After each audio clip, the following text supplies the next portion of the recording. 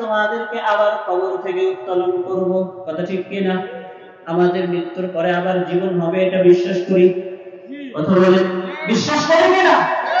আল্লাহ পাক রব্বুল আলামিন বলেন, কুল ইয়াতাওফাকুম মালাকুল মাউতিল্লাযী উকিলা বিকুম সুম্মা ইলা রাব্বিকুম তুরজাউন।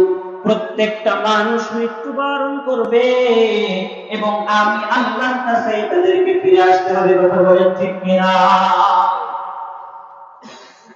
ولو ترى إذ المجرمون ناكسوا رؤوسهم عند ربهم ربنا أبصرنا وسمعنا فارجعنا نعمل صالحا إنا موقنون।